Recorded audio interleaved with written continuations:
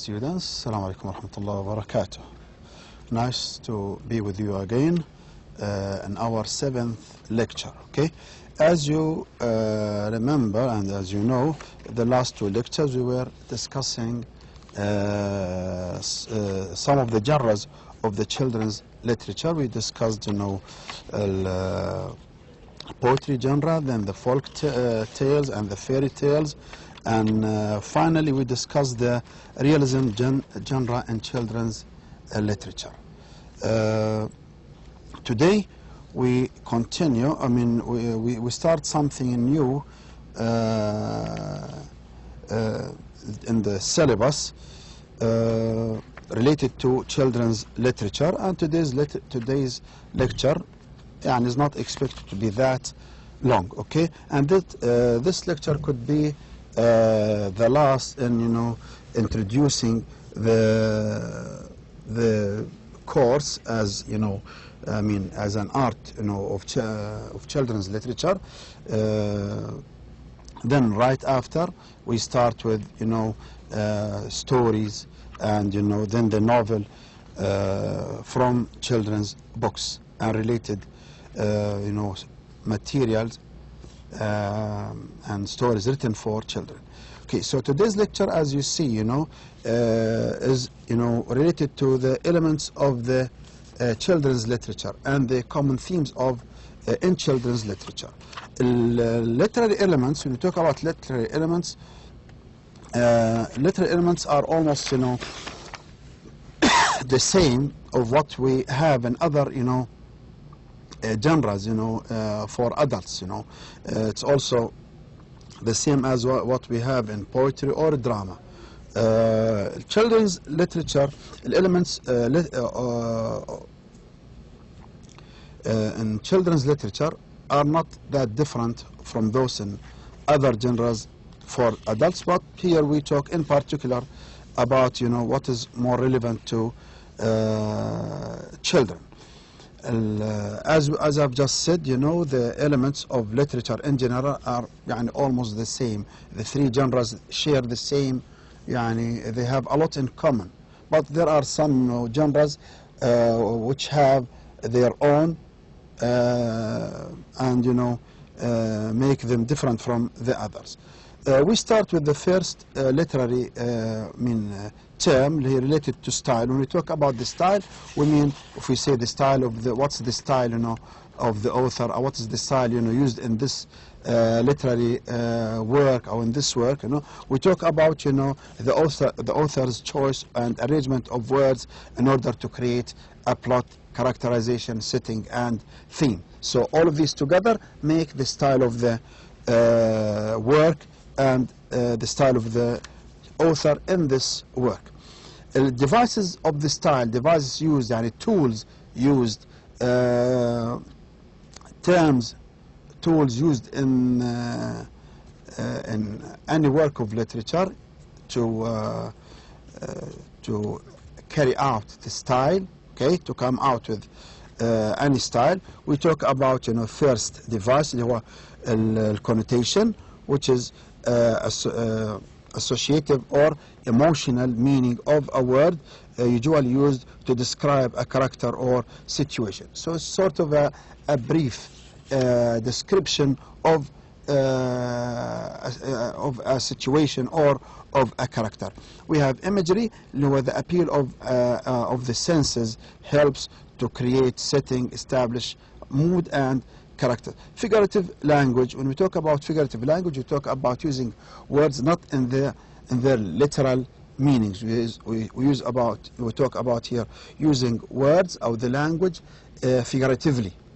Okay, figuratively, to use words to mean something else, or what we say in Arabic اللي هو المجازي، استعمال مجازي للغة.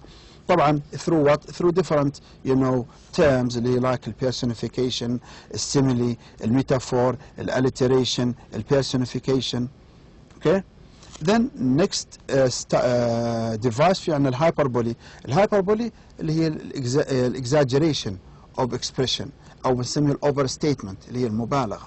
Okay, understatement is the opposite of hyperbole. اللي هو understatement when you يعني used to play down or a happening or situation يعني not to take a serious happening or situation very seriously or as it should be taken. Then we have allusion. Allusion here to allude, that means to refer to an important name, place, time, okay, in a piece of literature. Symbol, which means, you know, to يعني symbol is يعني having someone that's something that stands for something else. Something that stands for something else. Something that operates on two levels of meaning. Something that has two meanings at the same time. Or something that stands for something else. اللي هو الرمز. Let's say talk about the two swords and the palm tree. Here we refer to, let's say, Saudi Arabia. So this is a symbol of Saudi Arabia. So two things to have two different meanings. Or something stands for something else. The two swords with the palm tree stands, I mean, this symbol stands for Saudi Arabia, for example. Other devices, you know, related to sound.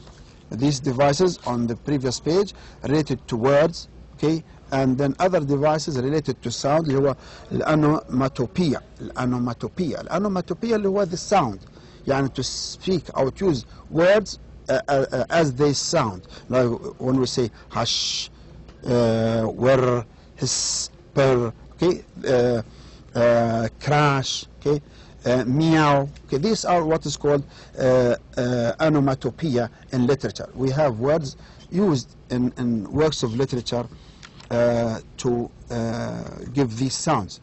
In literature, we call them onomatopoeia.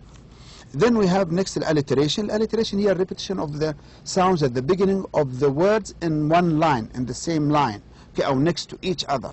Okay, like when we say, you know, sweet smell of success, sa, sweet smell of success. Or a dime a dozen, da, bigger and better, bigger and better, okay, bigger and better, ba. Okay, this is what we call alliteration. Alliteration. Consonants, the close repetition of consonant sounds within a phrase but not in the initial position. يعني consonants similar to alliteration, but alliteration, repetition of the sounds at the beginning of the words. Consonants at the end of the words. Okay, like odds, ends, first, last, est, odds, ends, ids. Then we have short and sweet, ta. Okay, stroke, luck, ka. Okay, this is consonants. مثلا waste, first, taste, waste. Okay, tone اللي هو we talk about, the author's attitude towards what he or she has written.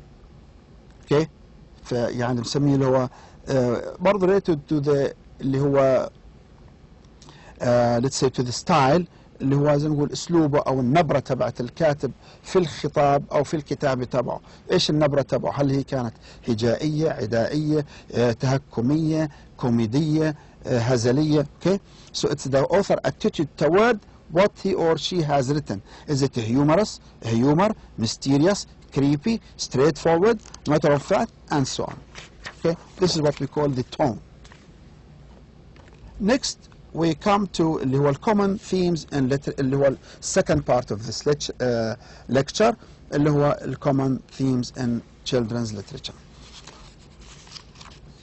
Of course, now related to what has just been said اللي هو devices والelements. Okay, you need to remember and memorize, these devices and the definition of each device with an example. At least, you have to know an example or two examples of each definition of each device or each literary element or literary term. Okay, next we talk about here common themes in children's literature. Yani, what moral lessons are usually meant to be used or to teach students, to teach children through literary works, through stories, poetry, or drama written for children. So what are the common themes? First, we need to know to define. Okay, before we come to the definition, we read the introduction. There are many attributes, many traits, many let's say many traits to a literary work. Okay, many traits, many characteristics. These include plot, characterization, symbols, and themes. The theme helps give focus to the story and therefore is fundamental part of the work. Okay, يعني any work should have a theme. يعني should have a theme means should have a moral lesson for the readers to learn. Should have a moral message. There should be